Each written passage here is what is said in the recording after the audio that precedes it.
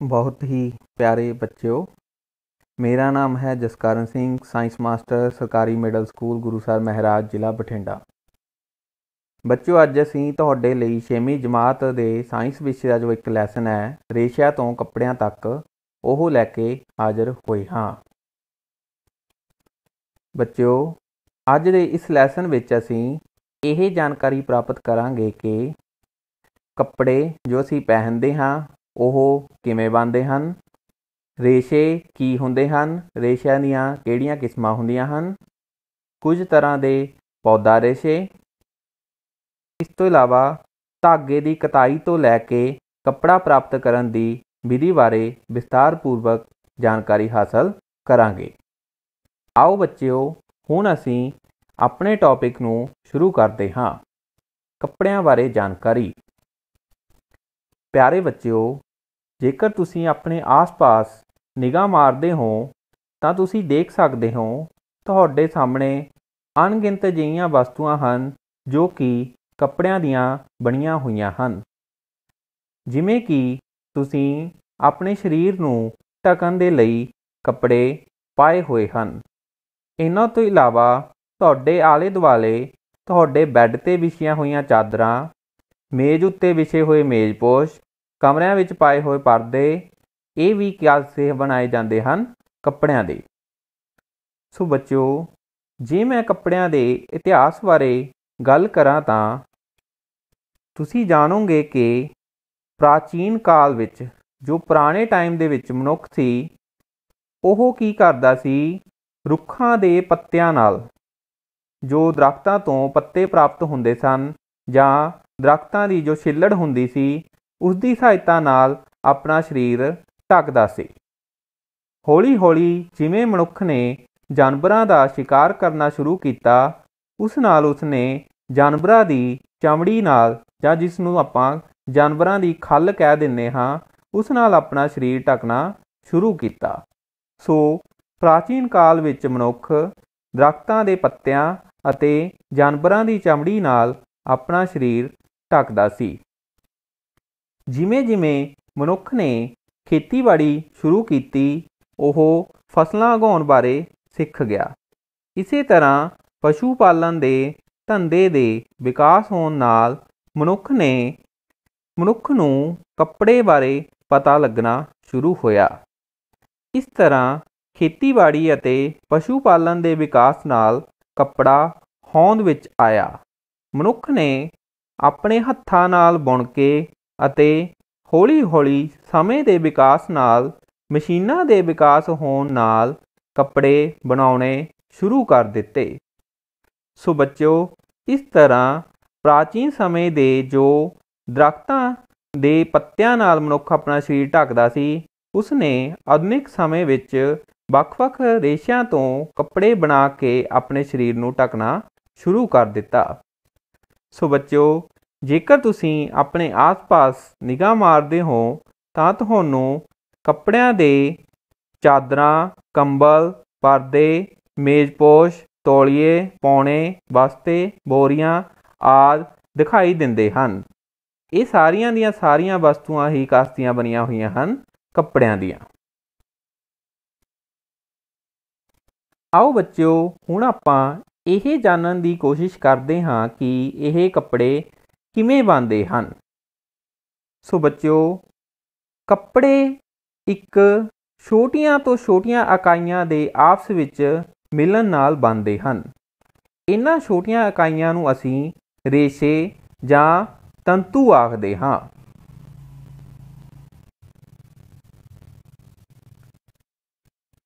ਸੋ ਇਸ ਤਰ੍ਹਾਂ ਬੱਚਿਓ, ਆਪਣੇ ਕੋਲੇ ਕੱਪੜੇ ਦੀ ਜੋ ਛੋਟੀ ਇਕਾਈ ਹੈ ਉਸ ਨੂੰ ਰੇਸ਼ਾ ਆਖਦੇ ਹਨ। ਰੇਸ਼ੇ ਆਪਸ ਵਿੱਚ ਮਿਲ ਕੇ ਧਾਗਿਆਂ ਦਾ ਨਿਰਮਾਣ ਕਰਦੇ ਹਨ ਅਤੇ ਧਾਗੇ ਆਪਸ ਵਿੱਚ ਮਿਲ ਕੇ ਕੱਪੜਾ ਤਿਆਰ ਕਰਦੇ ਹਨ। ਪਿਆਰੇ ਬੱਚਿਓ, ਜਿਵੇਂ ਤੁਸੀਂ ਚਿੱਤਰ ਵਿੱਚ ਵੇਖ ਸਕਦੇ ਹੋ, ਕਿਸੇ ਵੀ ਇੱਕ ਕੱਪੜੇ ਦਾ ਟੁਕੜਾ ਲੈ ਕੇ ਉਸ ਵਿੱਚੋਂ ਇੱਕ ਧਾਗੇ ਨੂੰ ਖਿੱਚੋ। ਹੁਣ ਆਪਣੇ ਉਂਗਲਾਂ ਦੀ ਸਹਾਇਤਾ ਨਾਲ ਇਸ ਧਾਗੇ ਦੇ ਟੁਕੜੇ ਨੂੰ ਜਦੋਂ ਤੁਸੀਂ ਇਸ ਉੱਪਰ ਹੱਥ ਨਾਲ ਰਗੜਦੇ ਹੋ ਤਾਂ ਤੁਸੀਂ ਦੇਖੋਗੇ ਕਿ ਇਹ ਧਾਗਾ ਅੱਗੇ ਛੋਟੀਆਂ-ਛੋਟੀਆਂ ਬਰੀਕ ਧਾਰੀਆਂ ਵਿੱਚ ਵੰਡਿਆ ਦਿਖਾਈ ਦੇਵੇਗਾ। ਜਿਵੇਂ ਜੇਕਰ ਤੁਸੀਂ ਕਦੇ ਸੂਈ ਦੇ ਵਿੱਚ ਧਾਗਾ ਪਾਉਣ ਦੀ ਕੋਸ਼ਿਸ਼ ਕਰਦੇ ਹੋ ਤਾਂ ਤੁਸੀਂ ਦੇਖਦੇ ਹੋ ਕਿ ਇੱਕ ਧਾਗੇ ਦੇ ਟੁਕੜੇ ਦੇ ਅੱਗੇ ਹੋਰ ਛੋਟੇ-ਛੋਟੇ ਬਰੀਕ ਟੁਕੜੇ ਹੋ ਜਾਂਦੇ ਹਨ। ਇਹਨਾਂ ਵਿੱਚੋਂ ਕਈ ਵਾਰ ਕੁਝ ਲੜੀਆਂ ਸੂਈ ਵਿੱਚ ਦੀ ਪਾਰ ਹੋ ਜਾਂਦੀਆਂ ਹਨ, ਕੁਝ ਲੜੀਆਂ ਸੂਈ ਦੇ ਬਾਹਰ ਰਹਿ ਜਾਂਦੀਆਂ ਹਨ। ਇਸ ਤੋਂ ਅਸੀਂ ਇਸ ਸਿੱਟੇ ਉੱਤੇ ਪਹੁੰਚਦੇ ਹਾਂ ਕਿ ਜੋ ਧਾਗੇ ਦਾ ਇੱਕ ਟੁਕੜਾ ਹੈ ਉਹ ਅੱਗੇ ਬਰੀਕ ਰੇਸ਼ੇਦਾਰ ਲੜੀਆਂ ਦਾ ਬਣਿਆ ਹੁੰਦਾ ਹੈ। ਇਹਨਾਂ ਨੂੰ ਹੀ ਅਸੀਂ ਰੇਸ਼ੇ ਆਖਦੇ ਹਾਂ। ਇਸ ਤਰ੍ਹਾਂ ਰੇਸ਼ਿਆਂ ਨੇ ਧਾਗੇ ਦਾ ਨਿਰਮਾਣ ਕੀਤਾ ਅਤੇ ਧਾਗੇ ਨੇ ਕੱਪੜਿਆਂ ਦਾ ਨਿਰਮਾਣ ਕੀਤਾ। ਬੱਚਿਓ, ਆਪਣੇ ਕੋਲ ਰੇਸ਼ਿਆਂ ਦੀਆਂ ਦੋ ਮੁੱਖ ਕਿਸਮਾਂ ਹੁੰਦੀਆਂ ਹਨ। ਇੱਕ ਹੁੰਦੇ ਹਨ ਕੁਦਰਤੀ ਰੇਸ਼ੇ ਅਤੇ ਦੂਜੇ ਹੁੰਦੇ ਹਨ ਸੰਸ਼ਲਿਸ਼ਟ ਰੇਸ਼ੇ। ਆਓ ਬੱਚਿਓ, ਹੁਣ ਅਸੀਂ ਇਹਨਾਂ ਰੇਸ਼ਿਆਂ ਦੀਆਂ ਦੋਨੇ ਕਿਸਮਾਂ ਬਾਰੇ ਥੋੜ੍ਹੀ ਜਿਹੀ ਜਾਣਕਾਰੀ ਹਾਸਲ ਕਰਦੇ ਹਾਂ। ਕੁਦਰਤੀ ਅਤੇ ਸੰਸ਼ਲਿਸ਼ਟ ਰੇਸ਼ੇ। ਬੱਚਿਓ, ਜਿਵੇਂ ਕੁਦਰਤੀ ਸ਼ਬਦ ਤੋਂ ਹੀ ਅਸੀਂ ਸਮਝਦੇ ਹਾਂ ਜੋ ਸਾਨੂੰ ਕੁਦਰਤੀ ਰੂਪ ਵਿੱਚ ਪ੍ਰਾਪਤ ਹੋਣ ਵਾਲੀ ਚੀਜ਼ ਹੈ। ਕੁਝ ਰੇਸ਼ੇ ਜਿਵੇਂ ਸੂਤੀ, ਰੇਸ਼ਮੀ, ਉੱਨੀ ਅਤੇ ਪਟਸਨ ਆਦਿ ਪੌਦਿਆਂ ਅਤੇ ਜੰਤੂਆਂ ਤੋਂ ਪ੍ਰਾਪਤ ਕੀਤੇ ਜਾਂਦੇ ਹਨ। ਇਹਨਾਂ ਨੂੰ ਅਸੀਂ ਕੁਦਰਤੀ ਰੇਸ਼ੇ ਆਖਦੇ ਹਾਂ। ਬੱਚਿਓ, ਤੁਸੀਂ ਜਾਣਦੇ ਹੋਵੋਗੇ ਕਿ ਰੂੰ ਅਤੇ ਪਟਸਨ ਹਨ ਜੋ ਉਹ ਸਾਨੂੰ ਪੌਦਿਆਂ ਤੋਂ ਪ੍ਰਾਪਤ ਹੁੰਦੇ ਹਨ। ਰੂੰ ਅਸੀਂ ਕਪਾਹ ਤੋਂ ਅਤੇ ਪਟਸਨ ਅਸੀਂ ਪਟਸਨ ਦੇ ਪੌਦੇ ਤੋਂ ਪ੍ਰਾਪਤ ਕਰਦੇ ਹਾਂ। ਇਸੇ ਤਰ੍ਹਾਂ ਜੋ ਅਸੀਂ ਉੱਨ ਦੀਆਂ ਬਣੀਆਂ ਕੋਟੀਆਂ ਸਵੈਟਰ ਪਾਉਂਦੇ ਹਾਂ ਉਹ ਸਾਨੂੰ ਉੱਨ ਤੋਂ ਪ੍ਰਾਪਤ ਹੁੰਦਾ ਹੈ, ਜੋ ਕਿ ਉੱਨ ਅਸੀਂ ਜਾਨਵਰਾਂ ਤੋਂ ਪ੍ਰਾਪਤ ਕਰਦੇ ਹਾਂ। ਜਿਵੇਂ ਭੇਡਾਂ ਤੋਂ ਸਾਨੂੰ ਉੱਨ ਦੀ ਪ੍ਰਾਪਤੀ ਹੁੰਦੀ ਹੈ। ਇਸ ਤੋਂ ਇਲਾਵਾ ਬੱਕਰੀ ਤੋਂ ਵੀ ਸਾਨੂੰ ਉੱਨ ਦੀ ਪ੍ਰਾਪਤੀ ਹੁੰਦੀ ਹੈ। ਬੱਚਿਓ, ਇੱਕ ਤੁਸੀਂ ਰੇਸ਼ਮੀ ਕੱਪੜਿਆਂ ਬਾਰੇ ਸੁਣਿਆ ਹੋਵੇਗਾ। ਇਹ ਰੇਸ਼ਮੀ ਕੱਪੜੇ ਸਾਨੂੰ ਰੇਸ਼ਮ ਨਾਮ ਦੇ ਕੀੜੇ ਤੋਂ ਪ੍ਰਾਪਤ ਹੁੰਦੇ ਹਨ। ਇਸ ਤਰ੍ਹਾਂ ਰੇਸ਼ਮ ਵੀ ਇੱਕ ਜੰਤੂਆਂ ਤੋਂ ਪ੍ਰਾਪਤ ਹੋਣ ਵਾਲਾ ਰੇਸ਼ਾ ਹੈ। ਸੋ ਉਹ ਰੇਸ਼ੇ ਜੋ ਸਾਨੂੰ ਪੌਦਿਆਂ ਅਤੇ ਜੰਤੂਆਂ ਤੋਂ ਪ੍ਰਾਪਤ ਹੁੰਦੇ ਹਨ ਉਹਨਾਂ ਨੂੰ ਅਸੀਂ ਕੁਦਰਤੀ ਰੇਸ਼ੇ ਆਖਦੇ ਹਾਂ। ਜੋ ਆਪਣੇ ਕੋਲੇ ਦੂਜੀ ਕਿਸਮ ਦੇ ਰੇਸ਼ੇ ਹਨ ਉਹਨਾਂ ਨੂੰ ਸੰਸ਼ਲਿਸ਼ਟ ਰੇਸ਼ੇ ਕਿਹਾ ਜਾਂਦਾ ਹੈ। ਸੰਸ਼ਲਿਸ਼ਟ ਰੇਸ਼ੇ ਮਨੁੱਖ ਦੁਆਰਾ ਵੱਖ-ਵੱਖ ਰਸਾਇਣਿਕ ਕਿਰਿਆਵਾਂ ਰਾਹੀਂ ਬਣਾਏ ਜਾਂਦੇ ਹਨ। ਇਹਨਾਂ ਨੂੰ ਬਣਾਉਟੀ ਰੇਸ਼ੇ ਵੀ ਕਿਹਾ ਜਾਂਦਾ ਹੈ ਕਿਉਂਕਿ ਇਹ ਵੱਡੀਆਂ-ਵੱਡੀਆਂ ਫੈਕਟਰੀਆਂ ਵਿੱਚ ਬਣਾਉਟੀ ਤਰੀਕੇ ਨਾਲ ਬਣਾਏ ਜਾਂਦੇ ਹਨ। ਬਣਾਉਟੀ ਰੇਸ਼ਿਆਂ ਦੀਆਂ ਕੁਝ ਆਮ ਉਦਾਹਰਨਾਂ ਵਿੱਚ ਨਾਈਲੋਨ, ਐਕਰੈਲਿਕ, ਪੋਲੀਐਸਟਰ, ਪੋਲੀਥੀਨ ਆਦਿ ਸ਼ਾਮਲ ਹੁੰਦੇ ਹਨ। ਸੋ ਬੱਚਿਓ, ਆਪਣੇ ਕੋਲੇ ਦੋ ਤਰ੍ਹਾਂ ਦੇ ਰੇਸ਼ੇ ਹਨ, ਇੱਕ ਕੁਦਰਤੀ ਰੇਸ਼ੇ ਅਤੇ ਦੂਜੇ ਸੰਸ਼ਲਿਸ਼ਟ ਰੇਸ਼ੇ। ਆਓ ਬੱਚਿਓ, ਹੁਣ ਅਸੀਂ ਕੁਦਰਤੀ ਰੂਪ ਵਿੱਚ ਜੋ ਪੌਦਿਆਂ ਤੋਂ ਰੇਸ਼ੇ ਪ੍ਰਾਪਤ ਹੁੰਦੇ ਹਨ ਉਹਨਾਂ ਬਾਰੇ ਜਾਣਕਾਰੀ ਹਾਸਲ ਕਰਦੇ ਹਾਂ। ਬੱਚਿਓ, ਰੂੰ ਅਤੇ ਪਟਸਨ ਕੁਝ ਪੌਦਾ ਰੇਸ਼ੇ ਹਨ। ਰੂੰ। ਬੱਚਿਓ, ਰੂੰ ਨੂੰ ਖੇਤਾਂ ਵਿੱਚ ਉਗਾਇਆ ਜਾਂਦਾ ਹੈ।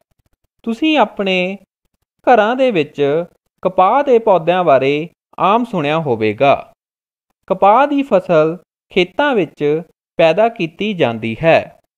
ਕਪਾਹ ਦੇ ਪੌਦੇ ਉੱਪਰ ਲੱਗਣ ਵਾਲੇ ਫੁੱਲ, ਜਿਨ੍ਹਾਂ ਨੂੰ ਕਿ ਅਸੀਂ ਆਮ ਭਾਸ਼ਾ ਵਿੱਚ ਟੀਂਡੇ ਕਹਿੰਦੇ ਹਾਂ, ਟੀਂਡਿਆਂ ਤੋਂ ਰੂੰ ਦੀ ਪ੍ਰਾਪਤੀ ਹੁੰਦੀ ਹੈ। ਜਦੋਂ ਟੀਂਡੇ ਪੱਕ ਜਾਂਦੇ ਹਨ ਇਹਨਾਂ ਨੂੰ ਤੋੜਿਆ ਜਾਂਦਾ ਹੈ ਅਤੇ ਫਿਰ ਹੱਥਾਂ ਨਾਲ ਜਾਂ ਫਿਰ ਬੇਲਣਿਆਂ ਦੀ ਸਹਾਇਤਾ ਨਾਲ ਇਸ ਤੋਂ ਰੂੰ ਵੱਖ ਕੀਤੀ ਜਾਂਦੀ ਹੈ। ਇਸ ਤਰ੍ਹਾਂ ਕਪਾਹ ਤੋਂ ਸਾਨੂੰ ਰੂੰ ਦੀ ਪ੍ਰਾਪਤੀ ਹੁੰਦੀ ਹੈ। ਬੱਚਿਓ, ਕਪਾਹ ਦੀ ਖੇਤੀ ਲਈ ਕਾਲੀ ਮਿੱਟੀ ਬਹੁਤ ਉਪਯੋਗੀ ਮੰਨੀ ਜਾਂਦੀ ਹੈ। ਇਸ ਕਰਕੇ ਕਾਲੀ ਮਿੱਟੀ ਨੂੰ ਕਪਾਹ ਲਈ ਮਿੱਟੀ ਵੀ ਕਿਹਾ ਜਾਂਦਾ ਹੈ। ਇਹ ਮਿੱਟੀ ਬਹੁਤ ਉਪਜਾਊ ਹੁੰਦੀ ਹੈ ਅਤੇ ਗਰਮ ਜਲਵਾਯੂ ਦੇ ਵੇਲੇ ਕਪਾਹ ਦੀ ਫਸਲ ਲਈ ਚੰਗੀ ਰਹਿੰਦੀ ਹੈ। ਬੱਚਿਓ, ਤੁਸੀਂ ਰੂੰ ਦੀਆਂ ਬਣੀਆਂ ਹੋਈਆਂ ਬਹੁਤ ਵਸਤੂਆਂ ਦਾ ਪ੍ਰਯੋਗ ਰੋਜ਼ਾਨਾ ਜੀਵਨ ਵਿੱਚ ਕਰਦੇ ਹੋ। ਜੋ ਤੁਸੀਂ ਗੱਦੇ ਬੈੱਡਾਂ ਉੱਤੇ ਵਿਛਾਉਂਦੇ ਹੋ, ਇਸ ਤੋਂ ਇਲਾਵਾ ਸਰਦੀਆਂ ਵਿੱਚ ਰਜਾਈਆਂ ਜੋ ਤੁਸੀਂ ਲੈਂਦੇ ਹੋ, ਉਹ ਉਹਨਾਂ ਵਿੱਚ ਰੂੰ ਭਰੀ ਹੁੰਦੀ ਹੈ। ਇਹਨਾਂ ਤੋਂ ਇਲਾਵਾ ਸਿਰਹਾਣਿਆਂ ਦੇ ਵਿੱਚ ਵੀ ਰੂੰ ਦਾ ਪ੍ਰਯੋਗ ਕੀਤਾ ਜਾਂਦਾ ਹੈ। ਇਸ ਤੋਂ ਇਲਾਵਾ ਰੂੰ ਤੋਂ ਧਾਗਾ ਬਣਾ ਕੇ ਹੋਰ ਕਈ ਤਰ੍ਹਾਂ ਦੇ ਕੱਪੜੇ ਵੀ ਬਣਾਏ ਜਾਂਦੇ ਹਨ।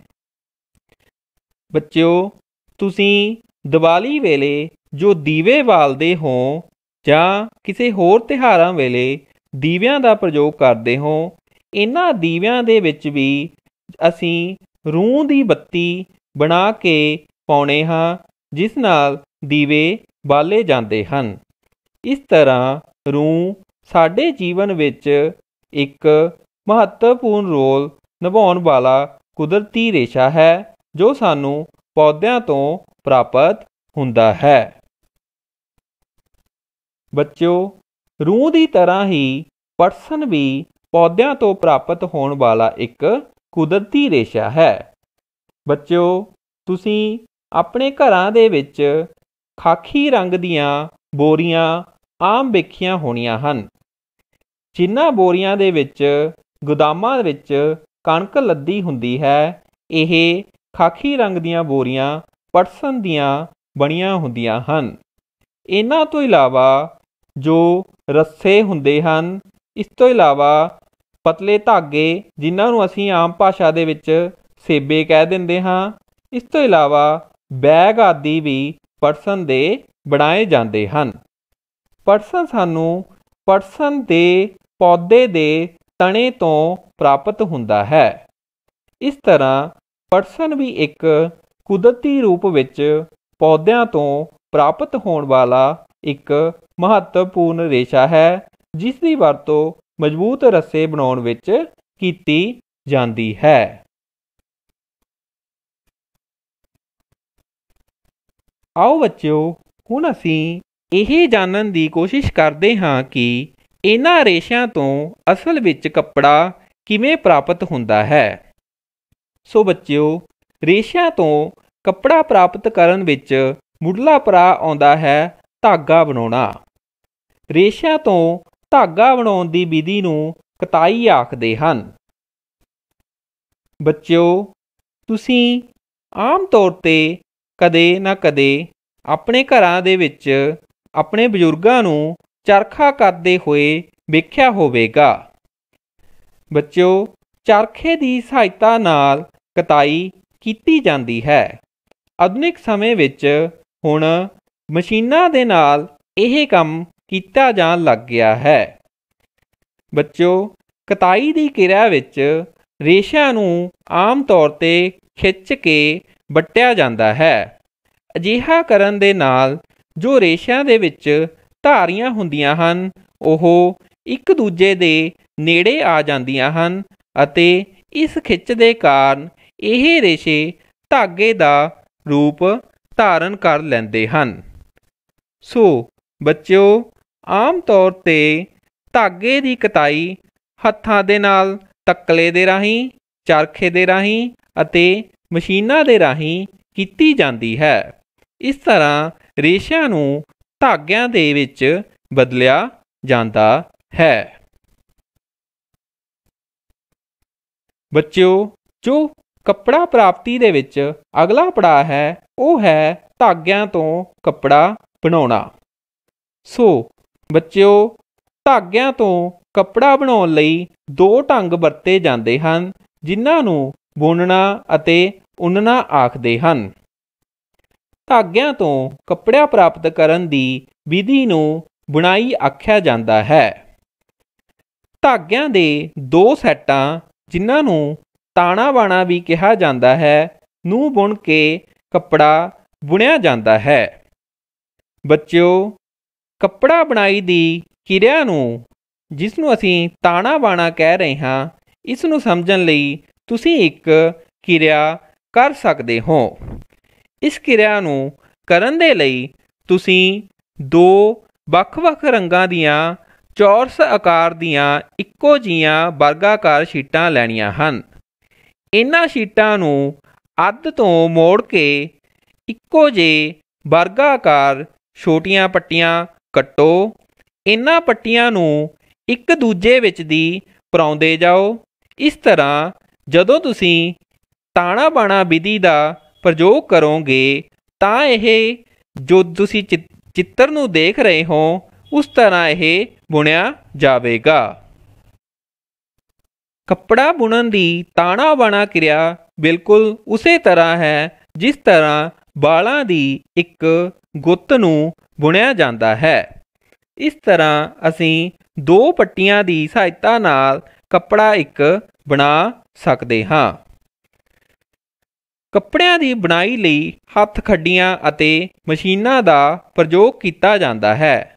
ਬੱਚਿਓ, ਤੁਸੀਂ ਚਿੱਤਰ ਵਿੱਚ ਦੇਖ ਸਕਦੇ ਹੋ, ਪਹਿਲੇ ਚਿੱਤਰ ਵਿੱਚ ਹੱਥ ਖੱਡੀ ਦਾ ਪ੍ਰਯੋਗ ਕਰਕੇ ਕੱਪੜਿਆਂ ਦੀ ਬੁਣਾਈ ਕੀਤੀ ਜਾ ਸਕਦੀ ਹੈ। ਇਸ ਤੋਂ ਇਲਾਵਾ ਬੱਚਿਓ, ਤੁਸੀਂ ਆਪਣੇ ਘਰਾਂ ਦੇ ਵਿੱਚ ਆਪਣੇ ਬਜ਼ੁਰਗਾਂ ਨੂੰ ਸਿਲਾਈਆਂ ਚਲਾਉਂਦੇ ਹੋਏ ਆਮ ਵੇਖਿਆ ਹੋਵੇਗਾ। ਸਿਲਾਈਆਂ ਦੀ ਸਹਾਇਤਾ ਨਾਲ ਧਾਗਿਆਂ ਨੂੰ ਆਪਸ ਵਿੱਚ ਬੁਣਿਆ ਜਾਂਦਾ ਹੈ। ਬੱਚਿਓ, ਜੋ ਤੁਸੀਂ ਕੋਟੀਆਂ, ਸਵੈਟਰ, ਜੁਰਾਬਾਂ ਆਦਿ ਪਾਉਣੇ ਹੋ, ਇਹ ਸਿਲਾਈਆਂ ਦੀ ਸਹਾਇਤਾ ਨਾਲ ਬੁਣੇ ਜਾਂਦੇ ਹਨ। ਆਧੁਨਿਕ ਸਮੇਂ ਵਿੱਚ ਮਸ਼ੀਨਾਂ ਦੀਆਂ ਖੋਜਾਂ ਹੋਣ ਦੇ ਨਾਲ ਹੁਣ ਬੁਣਾਈ ਅਤੇ ਉਣਾਈ ਦੀ ਕਿਰਿਆ ਮਸ਼ੀਨਾਂ ਦੁਆਰਾ ਕੀਤੀ ਜਾਂਦੀ ਹੈ। ਸੋ ਇਸ ਤਰ੍ਹਾਂ ਧਾਗਿਆਂ ਤੋਂ ਕੱਪੜਾ ਪ੍ਰਾਪਤ ਕਰਨ ਦੀ ਵਿਧੀ ਨੂੰ ਬੁਣਾਈ ਆਖਿਆ ਜਾਂਦਾ ਹੈ। ਆਓ ਬੱਚਿਓ, ਹੁਣ ਅਸੀਂ ਇਹ ਜਾਣਦੇ ਹਾਂ ਕਿ ਅੱਜ ਦੇ ਇਸ ਲੈਕਚਰ ਦੌਰਾਨ ਅਸੀਂ ਕੀ ਜਾਣਕਾਰੀ ਹਾਸਲ ਕੀਤੀ ਹੈ। ਬੱਚਿਓ, ਸਭ ਤੋਂ ਪਹਿਲਾਂ ਅਸੀਂ ਕੱਪੜੇ ਦੇ ਇਤਿਹਾਸ ਬਾਰੇ ਪੜ੍ਹਿਆ ਹੈ।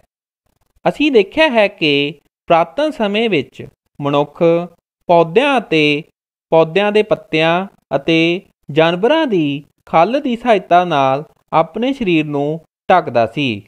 ਫਿਰ ਹੌਲੀ-ਹੌਲੀ ਜਦੋਂ ਖੇਤੀਬਾੜੀ ਅਤੇ ਪਸ਼ੂ ਪਾਲਣ ਦਾ ਧੰਦਾ ਵਿਕਸਿਤ ਹੋਇਆ ਤਾਂ ਉਸ ਨੂੰ ਕੱਪੜਿਆਂ ਬਾਰੇ ਸਮਝ ਆਉਣੀ ਸ਼ੁਰੂ ਹੋਈ।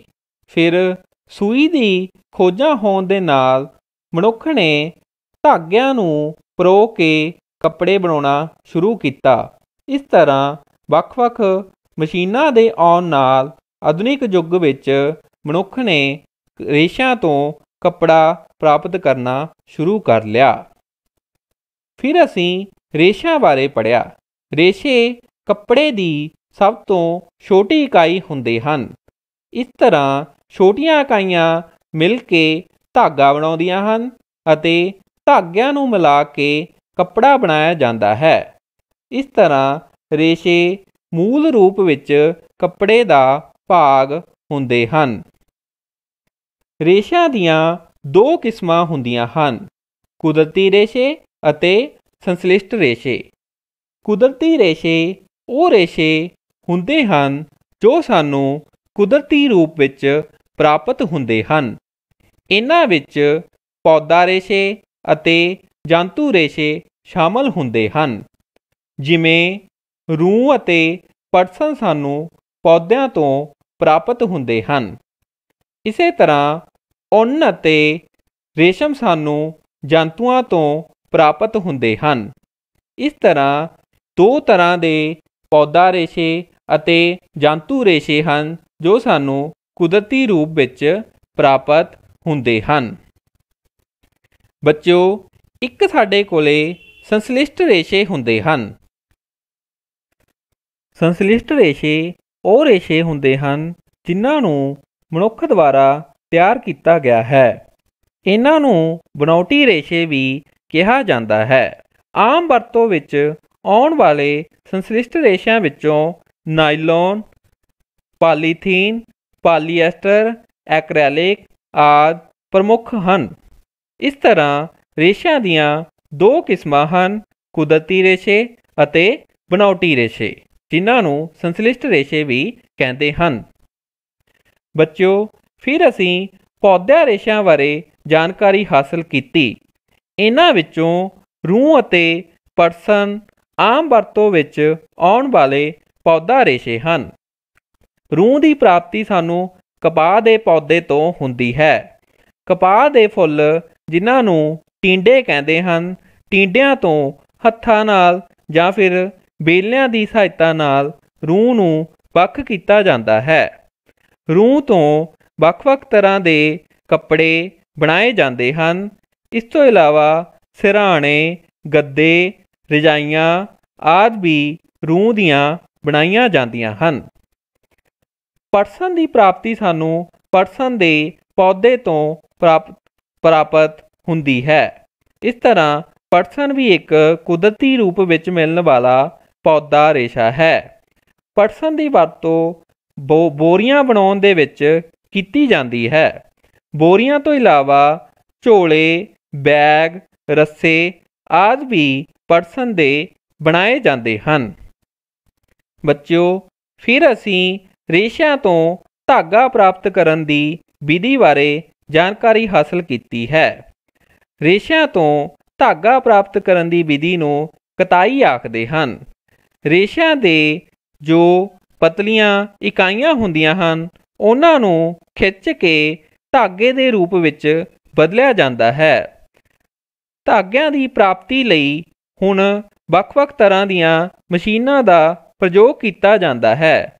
ਇਸ ਤੋਂ ਇਲਾਵਾ ਤੱਕਲੇ ਦੀ ਸਹਾਇਤਾ ਨਾਲ ਅਤੇ ਚਰਖਿਆਂ ਦੀ ਸਹਾਇਤਾ ਨਾਲ ਵੀ ਕਤਾਈ ਕੀਤੀ ਜਾਂਦੀ ਹੈ। ਇਹਨਾਂ ਪ੍ਰਾਪਤ ਹੋਏ ਧਾਗਿਆਂ ਤੋਂ ਕੱਪੜਾ ਪ੍ਰਾਪਤ ਕਰਨ ਦੀ ਵਿਧੀ ਨੂੰ ਬੁਣਾਈ ਆਖਦੇ ਹਨ। ਬੁਣਾਈ ਦੇ ਲਈ ਆਧੁਨਿਕ ਸਮੇਂ ਵਿੱਚ ਮਸ਼ੀਨਾਂ ਦਾ ਪ੍ਰਯੋਗ ਕੀਤਾ ਜਾਂਦਾ ਹੈ। ਇਸ ਤੋਂ ਇਲਾਵਾ ਜਿਸ ਨੂੰ ਅਸੀਂ ਤਾਣਾ ਬਾਣਾ ਵਿਧੀ ਕਹਿੰਦੇ ਹਾਂ, ਹੱਥਾਂ ਦੀ ਸਹਾਇਤਾ ਨਾਲ ਤਾਣਾ ਬਾਣਾ ਵਿਧੀ ਦੀ ਵਰਤੋਂ ਕਰਕੇ ਵੀ ਕੱਪੜਾ ਬੁਣਿਆ ਜਾਂਦਾ ਹੈ। ਇਹ ਤਾਣਾ ਬਾਣਾ ਵਿਧੀ ਵਿੱਚ ਕੱਪੜੇ ਦੀ ਧਾਗੇ ਦੀ ਇੱਕ ਇਕਾਈ ਨੂੰ ਦੂਜੀ ਇਕਾਈ ਦੇ ਨਾਲ ਲਪੇਟਿਆ ਜਾਂਦਾ ਹੈ। ਇਸ ਤਰ੍ਹਾਂ ਇਸ ਨੂੰ ਅਸੀਂ ਕੱਪੜੇ ਦੀ ਪ੍ਰਾਪਤੀ ਹੁੰਦੀ ਹੈ।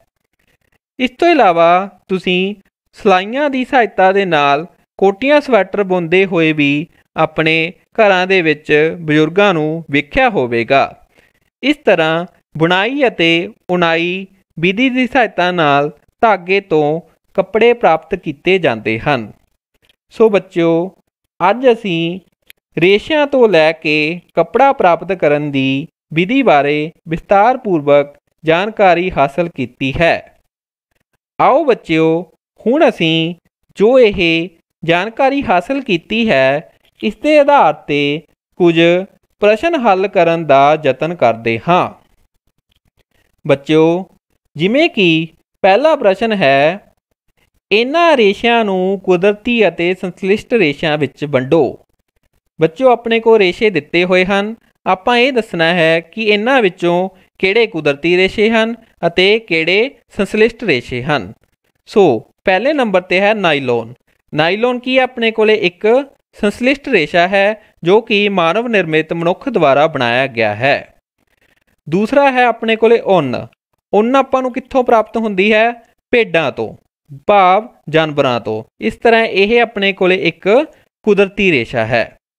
ਫਿਰ ਆਪਣੇ ਕੋਲ ਹੈ ਰੂੰ। ਰੂੰ ਆਪਾਂ ਨੂੰ ਕਿੱਥੋਂ ਪ੍ਰਾਪਤ ਹੁੰਦੀ ਹੈ? ਕਪਾਹ ਤੋਂ। ਕਪਾਹ ਕੀ ਆਪਣੇ ਕੋਲ ਇੱਕ ਪੌਦਾ ਰੇਸ਼ਾ ਹੈ ਜੋ ਕਿ ਆਪਾਂ ਨੂੰ ਕੁਦਰਤੀ ਰੂਪ ਵਿੱਚ ਮਿਲਦਾ ਹੈ। ਇਸ ਤਰ੍ਹਾਂ ਰੂੰ ਵੀ ਆਪਣੇ ਕੋਲੇ ਕੁਦਰਤੀ ਰੇਸ਼ਾ ਹੈ। ਫਿਰ ਹੈ ਆਪਣੇ ਕੋਲੇ ਰੇਸ਼ਮ। ਰੇਸ਼ਮ ਆਪਾਂ ਨੂੰ ਰੇਸ਼ਮ ਦੇ ਕੀੜੇ ਤੋਂ ਪ੍ਰਾਪਤ ਹੁੰਦਾ ਹੈ ਜੋ ਕਿ ਇੱਕ ਕੁਦਰਤੀ ਰੇਸ਼ਾ ਹੁੰਦਾ ਹੈ। ਫਿਰ ਹੈ ਆਪਣੇ ਕੋਲੇ ਪੋਲੀਐਸਟਰ। ਪੋਲੀਐਸਟਰ ਮਾਨਵ ਨਿਰਮਿਤ ਇੱਕ ਬਣਾਉਟੀ ਰੇਸ਼ਾ ਹੈ। ਇਸ ਨੂੰ ਸੰਸਲਿਸ਼ਟ ਰੇਸ਼ਾ ਕਿਹਾ ਜਾਂਦਾ ਹੈ। ਫਿਰ ਹੈ ਪਟਸਨ। ਪਟਸਨ ਸਾਨੂੰ ਪਟਸਨ ਦੇ ਪੌਦੇ ਤੋਂ ਪ੍ਰਾਪਤ ਹੁੰਦਾ ਹੈ। ਇਸ ਕਰਕੇ ਪਟਸਨ ਵੀ ਆਪਣੇ ਕੋਲੇ ਕੁਦਰਤੀ ਰੇਸ਼ਾ ਹੈ। ਦੂਜੇ ਪ੍ਰਸ਼ਨ ਵਿੱਚ ਬੱਚਿਓ ਅਸੀਂ ਇਹ ਦੱਸਣਾ ਹੈ ਕਿ ਕਿਹੜਾ ਕਥਨ ਸਹੀ ਹੈ, ਕਿਹੜਾ ਕਥਨ ਗਲਤ ਹੈ। ਊੜਾ ਭਾਗ, ਰੇਸ਼ਿਆਂ ਤੋਂ ਧਾਗਾ ਬਣਦਾ ਹੈ। ਬਿਲਕੁਲ ਇਹ ਸਹੀ ਕਥਨ ਹੈ ਬੱਚਿਓ, ਰੇਸ਼ਿਆਂ ਤੋਂ ਆਪਾਂ ਨੂੰ ਧਾਗੇ ਦੀ ਪ੍ਰਾਪਤੀ ਹੁੰਦੀ ਹੈ। ਫਿਰ ਆਪਣੇ ਕੋਲੇ ਹੈ ਆੜਾ ਕਥਨ। ਕਤਾਈ ਕੱਪੜਾ ਨਿਰਮਾਣ ਦੀ ਕਿਰਿਆ ਦਾ ਇੱਕ ਪੜਾਅ ਹੈ। ਬਿਲਕੁਲ ਇਹ ਕਥਨ ਵੀ ਬਿਲਕੁਲ ਸਹੀ ਹੈ ਬੱਚਿਓ। ਧਾਗਿਆਂ ਤੋਂ, ਰੇਸ਼ਿਆਂ ਤੋਂ ਧਾਗਾ ਬਣਾਉਣ ਦੀ ਜੋ ਵਿਧੀ ਹੈ ਉਸ ਨੂੰ ਅਸੀਂ ਕਤਾਈ ਆਖਦੇ ਹਾਂ। ਈੜੀ, ਰੇਸ਼ਮ ਦੇ ਰੇਸ਼ੇ ਕਿਸੇ ਪੌਦੇ ਦੇ ਤਣੇ ਤੋਂ ਪ੍ਰਾਪਤ ਹੁੰਦੇ ਹਨ। ਬੱਚਿਓ ਇਹ ਕਥਨ ਗਲਤ ਹੈ, ਕਿਉਂਕਿ ਆਪਾਂ ਪਹਿਲਾਂ ਗੱਲ ਕੀਤੀ ਹੈ ਕਿ ਜੋ ਰੇਸ਼ਮ ਹੈ ਉਹ ਸਾਨੂੰ ਰੇਸ਼ਮ ਦੇ ਕੀੜੇ ਤੋਂ ਪ੍ਰਾਪਤ ਹੁੰਦਾ ਹੈ। ਇਸ ਕਰਕੇ ਇਹ ਕਥਨ ਗਲਤ ਹੈ। ਰੇਸ਼ਮ ਸਾਨੂੰ ਕਿਸੇ ਪੌਦੇ ਦੇ ਤਣੇ ਤੋਂ ਨਹੀਂ ਪ੍ਰਾਪਤ ਹੁੰਦਾ ਹੈ, ਇਹ ਸਾਨੂੰ ਰੇਸ਼ਮ ਦੇ ਕੀੜੇ ਤੋਂ ਪ੍ਰਾਪਤ ਹੁੰਦਾ ਹੈ। ਇਸ ਤੋਂ ਬਾਅਦ 3 ਨੰਬਰ ਪ੍ਰਸ਼ਨ ਦੇ ਵਿੱਚ ਆਪਾਂ ਖਾਲੀ ਸਥਾਨ ਭਰਨੇ ਹਨ। ਡੈਸ਼ ਅਤੇ ਡੈਸ਼ ਪੌਦਾ ਰੇਸ਼ੇ ਹਨ। ਬੱਚਿਓ ਆਪਾਂ ਇੱਥੇ 2 ਪੌਦਾ ਰੇਸ਼ੇ ਦੱਸਣੇ ਹਨ। ਸੋ ਇੱਕ ਰੂੰ ਆ ਜਾਏਗਾ ਅਤੇ ਇੱਕ ਆਪਣੇ ਕੋਲੇ ਪਟਸਨ ਆ ਜਾਏਗਾ। ਇਸ ਤਰ੍ਹਾਂ ਰੂੰ ਅਤੇ ਪਟਸਨ ਪੌਦਾ ਰੇਸ਼ੇ ਹਨ। ਚੌਥਾ, ਡੈਸ਼ ਅਤੇ ਡੈਸ਼ ਜੰਤੂ ਰੇਸ਼ੇ ਹਨ। ਸੋ ਇਸ ਵਿੱਚ ਆਪਾਂ 2 ਜੰਤੂ ਰੇਸ਼ੇ ਦੱਸਣੇ ਹਨ। ਇਸ ਵਿੱਚ ਆਪਣੇ ਕੋਲੇ ਉੱਨ ਅਤੇ ਰੇਸ਼ਮ ਆ ਜਾਵੇਗਾ, ਜੋ ਕਿ ਆਪਾਂ ਨੂੰ ਜੰਤੂਆਂ ਤੋਂ ਪ੍ਰਾਪਤ ਹੁੰਦੇ ਹਨ। ਪ੍ਰਸ਼ਨ ਨੰਬਰ 5ਵਾਂ ਬੱਚਿਓ, ਰੇਸ਼ਿਆਂ ਤੋਂ ਧਾਗਾ ਬਣਾਉਣ ਦੀ ਵਿਧੀ ਸਪਸ਼ਟ ਕਰੋ। ਜਾਂ ਬੱਚਿਓ ਆਪਾਂ ਇਹ ਜਾਣਕਾਰੀ ਹਾਸਲ ਕਰਦੇ ਹਾਂ ਕਿ ਰੇਸ਼ਿਆਂ ਤੋਂ ਜੋ ਆਪਾਂ ਨੂੰ ਕੱਪੜਾ ਹੈਗਾ ਉਹ ਕਿਵੇਂ ਪ੍ਰਾਪਤ ਹੁੰਦਾ ਹੈ। ਸੋ ਬੱਚਿਓ ਸਭ ਤੋਂ ਪਹਿਲਾਂ ਜੋ ਆਪਾਂ ਰੇਸ਼ੇ ਪ੍ਰਾਪਤ ਕਰਦੇ ਹਾਂ ਇਹਨਾਂ ਤੋਂ ਆਪਾਂ ਧਾਗਾ ਪ੍ਰਾਪਤ ਕਰਦੇ ਹਾਂ। ਰੇਸ਼ਿਆਂ ਤੋਂ ਜੋ ਧਾਗਾ ਬਣਾਉਣ ਦੀ ਵਿਧੀ ਹੈ ਉਸ ਨੂੰ ਕਤਾਈ ਆਖਦੇ ਹਨ। ਕਤਾਈ ਆਮ ਤੌਰ 'ਤੇ ਤੱਕਲੇ ਦੀ ਸਹਾਇਤਾ ਨਾਲ ਜਾਂ ਚਰਖੇ ਦੀ ਸਹਾਇਤਾ ਨਾਲ ਹੁੰਦੀ ਹੈ। ਅੱਜ ਕੱਲ੍ਹ ਮਸ਼ੀਨਾਂ ਦਾ ਪ੍ਰਯੋਗ ਵੀ ਹੁੰਦਾ ਹੈ। ਜੋ ਰੇਸ਼ਿਆਂ ਤੋਂ ਆਪਾਂ ਧਾਗਾ ਪ੍ਰਾਪਤ ਕੀਤਾ ਹੈ, ਫਿਰ ਇਸ ਧਾਗੇ ਨੂੰ ਬੁਣ ਕੇ ਅਸੀਂ ਕੱਪੜਾ ਪ੍ਰਾਪਤ ਕਰਦੇ ਹਾਂ। ਬੁਣਨ ਦੇ ਲਈ ਆਪਣੇ ਕੋਲੇ ਵੱਖ-ਵੱਖ ਤਰ੍ਹਾਂ ਦੀਆਂ ਵਿਧੀਆਂ ਹਨ, ਜਿਵੇਂ ਹੱਥ ਖੱਡੀ ਹੋਈ, ਇਸ ਤੋਂ ਇਲਾਵਾ ਸਲਾਈਆਂ ਹੋ ਗਈਆਂ, ਇਸ ਤੋਂ ਇਲਾਵਾ ਵੱਖ-ਵੱਖ ਤਰ੍ਹਾਂ ਦੀਆਂ ਮਸ਼ੀਨਾਂ ਹੋ ਗਈਆਂ। ਸੋ ਇਸ ਤਰ੍ਹਾਂ ਰੇਸ਼ਿਆਂ ਤੋਂ ਧਾਗਾ ਬਣਦਾ ਹੈ ਅਤੇ ਧਾਗਿਆਂ ਤੋਂ ਕੱਪੜਾ ਬਣਾਇਆ ਜਾਂਦਾ ਹੈ।